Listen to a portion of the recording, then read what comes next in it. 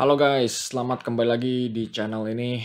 Hari ini kita akan membahas kemenangan dominan Liverpool atas Crystal Palace di Selhurst Park. Bukan laga yang mudah, mengingat ini adalah laga tandang melawan Crystal Palace yang sebetulnya cukup kuat di kandang sendiri. Tapi bagaimana Liverpool bisa merebut gol pertama di menit ke-8 dan dari sejak itu mereka menguasai bola, tidak memberikan kesempatan berarti bagi Crystal Palace, dan akhirnya mereka bisa mendapatkan clean sheet kelima di musim ini.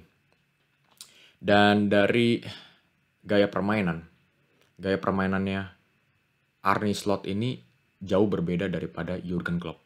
Karena Arne Slot sangat berfokus dengan gaya permainan yang mengontrol tempo permainan dan menguasai possession sebanyak mungkin.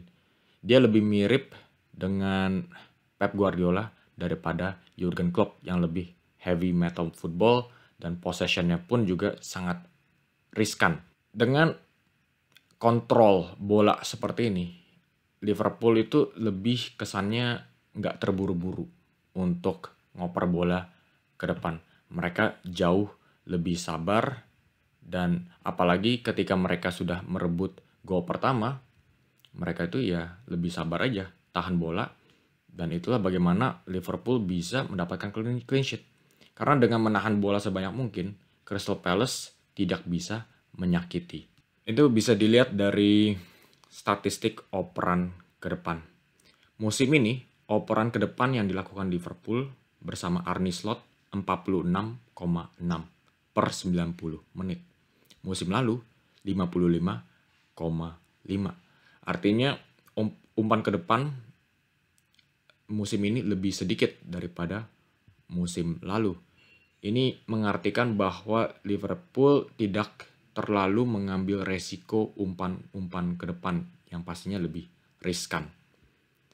Dan untuk umpan panjang yang dicoba musim ini 66,7, musim lalu 74,1.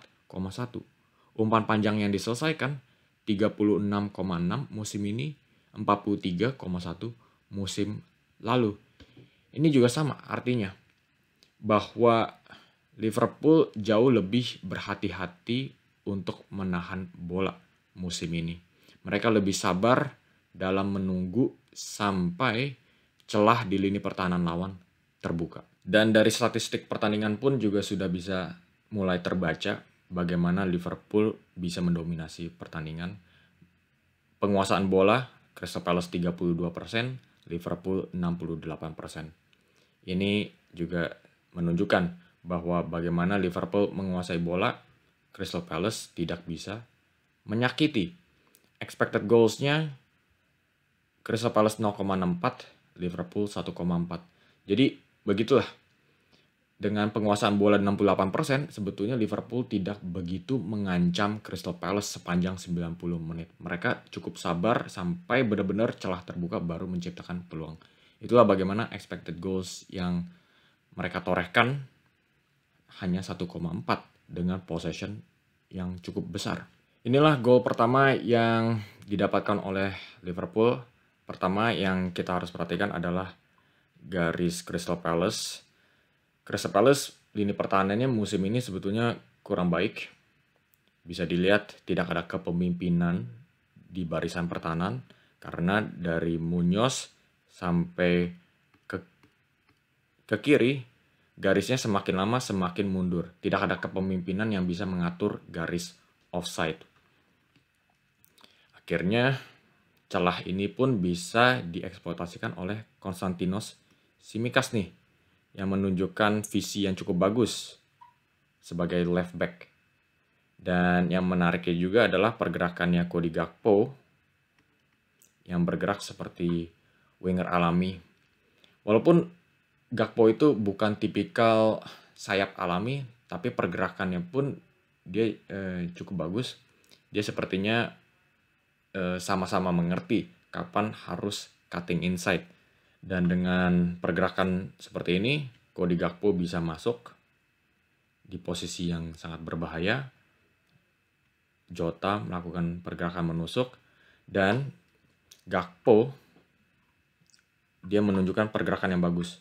Dan di situasi genting, dia bisa ada visi untuk melihat pergerakan pemain-pemain yang masuk ke dalam kotak penalti, dan dia juga memiliki umpan yang akurat. Nah, inilah formasi yang dilakukan oleh kedua tim. Crystal Palace menggunakan formasi 3-4-3 dengan sistem wingback dan 3 pemain di depan, Eze, Nketiah, Ismail Assar. Sebaliknya, Liverpool menggunakan formasi 4-2-3-1. Inilah formasi favoritnya Arne Slot, yang ketara berbeda dengan Jurgen Klopp adalah bagaimana dia menggunakan 2 pivot, yaitu Ryan Gravenberch dan Alexis McAllister.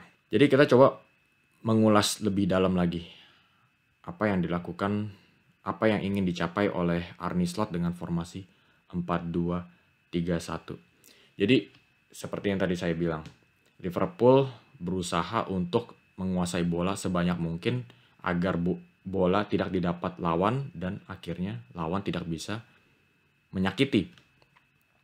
Nah, dengan formasi seperti ini 4-2-3-1 dan ada beberapa playmaker yang memiliki teknik bagus dan memiliki keterampilan dalam menahan bola, yaitu McAllister dan Gravenberch yang sangat nyaman dengan bola di kaki, dan juga ada Cody Gakpo yang bergerak di sayap kiri. Dia memiliki teknik lebih bagus daripada Diaz, pastinya lebih aman dalam memegang bola. Dan juga ada Diogo Jota nih, yang perannya juga cukup bagus ya daripada Darwin Núñez, karena dia juga bisa mundur untuk menjemput bola. Karena dengan adanya Jota yang mundur menjemput bola dan Cody Gakpo yang bisa merapat ke tengah ke area half space seperti ini, Liverpool menjadi sangat dominan di area tengah lapangan. Nah, dengan 5 pemain dan juga ada Trent Alexander-Arnold juga yang bisa inverted, ini membuat Liverpool sangat dominan di area tengah.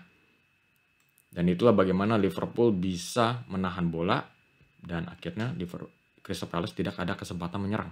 Nah, ada beberapa pemain individu yang sangat cocok dengan gaya permainan Arne Slot dan keinginan Arne Slot untuk mendominasi. Yaitu salah satunya adalah Ryan Gravenberch. Kenapa saya bilang Gravenberch? Karena dia memiliki teknik yang pastinya jauh lebih bagus daripada Wataru Endo yang lebih sering digunakan musim lalu bersama Jurgen Klopp. Dia sangat tenang dan dia memiliki teknik yang sangat tinggi sekali. Dia di-pressing oleh Adam Wharton nih setelah mendapatkan bola dari Tsimikas. Tapi dia sangat tenang. Dia tidak terburu-buru, tidak panik. Dia sudah tahu keberadaannya si Wharton dan dia langsung dengan satu gerakannya aja dia bisa melewati tekanan dari Wharton. Nah, ini adalah gerakan yang sangat riskan. Tapi kalau dilakukan dengan benar, ini sangat berguna daripada main operan-operan pendek dengan McAllister dan sebagainya. Karena dengan operan-operan ini pastinya lebih memakan waktu dan struktur Crystal Palace bisa kembali ke struktur yang lebih rapat. Tapi dengan gerakannya si Gravenberch ini, tiba-tiba peluang Liverpool langsung terbuka. Karena dia bisa langsung ngoper ke McAllister, Curtis Jones, dan juga ke Trent Alexander-Arnold. Kesannya, Crystal Palace tidak siap dengan satu gerakannya si Gravenberch ini. Ada unsur kejutan dari pergerakannya Gravenberch. Itulah bagaimana kemampuan dribblingnya Gravenberch itu sangatlah penting. Dan juga perannya Cody Gakpo juga nggak kalah penting, adalah bagaimana dia walaupun dia bergerak di area sayap seperti ini, Gakpo seringkali membantu di area tengah lapangan ketika Konstantino Tsimikas melebar di sayap. Dan Gakpo di posisi seperti ini dia juga memiliki teknik yang bagus dan memiliki visi dan kemampuan playmaking yang lebih bagus daripada Luis Diaz.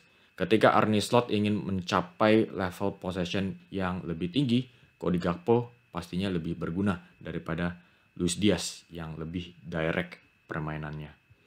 Dan bisa dilihat juga dari kecenderungan pemain Liverpool yang lebih berfokus ke sayap kiri ketika Cody Gakpo bermain. Karena dengan adanya Cody Gakpo, permainan Liverpool lebih bisa mengalir ke sayap kiri di mana Gakpo pandai menahan bola dan juga bisa mengeksekusi umpan-umpan ke depan. Dan inilah salah satu contoh permainannya Cody Gakpo. Pertama, dia bergerak di sayap kiri. Tapi ketika Tsimikas ini melakukan overlap, Cody Gakpo bisa beroperasi ke area tengah lapangan. Tsimikas lagi melebar dan Gakpo bisa ke tengah untuk menambahkan superioritas Liverpool di sisi tengah. Nah, itulah keterampilan Liverpool dalam menguasai bola dan juga untuk mencegah Crystal Palace menyerang balik. Bagaimana dengan lini pertahanan? Mereka juga memiliki pressing yang sangat bagus. Mereka menggunakan sistem pressing 4-2-4 di mana 4 di depan yaitu Gakpo, Jota, Jones, dan Salah akan menekan barisan pertahanan Palace, dan McAllister dan Gravenberch akan mengepung 2 pivot Crystal Palace. Dan yang menariknya adalah ciri khas pressing dari Liverpool. Ketika McAllister lagi menjaga Maxence Lacroix, tapi berhasil dilewati. Itu tidak ada masalah.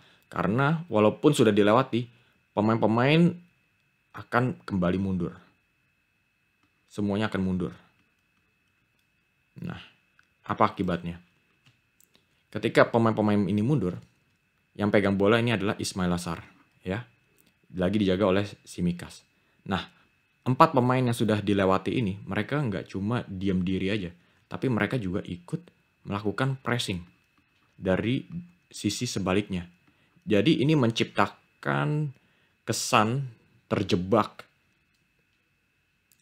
dengan pressing dua sisinya Liverpool. Sebetulnya Palace cukup terampil dan akhirnya bisa lolos dari jebakan pressing ini, dan Eddie Nketiah bisa melebar. Tapi kita bisa lihat bagaimana dominasi Liverpool di lini tengah.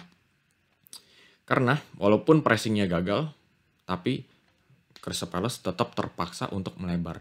Dan dengan pelebaran ini, Liverpool diberikan waktu untuk mundur, untuk balik ke susunan formasi awal. Jadi begitulah bagaimana Liverpool mendapatkan clean sheet ini dan membuat mereka salah satu lini pertahanan terkuat di Liga Inggris. Yaitu bagaimana mereka pertama-tama menguasai bola agar lawan tidak bisa menyakiti, dan ketika lawan mendapatkan bola, pressing mereka pun juga sangat efektif. Oke guys, jadi kalau kalian enjoy dengan video kali ini, kalian bisa kasih like dan subscribe karena pastinya ada konten-konten di hari-hari mendatang. Dan yang terakhir, buat kalian para fans Liverpool, kasih komen di bawah. Karena sekarang ini Arne Slot permainannya jauh lebih sabar, jauh lebih menunggu sampai celah di lini pertahanan terbuka daripada Jurgen Klopp. Apakah dengan permainan barunya ini, menurut kalian Liverpool sudah siap untuk bersaing mendapatkan tahta Liga Inggris musim ini? Kasih komen di bawah. Terima kasih atas perhatiannya. Sampai jumpa di video selanjutnya.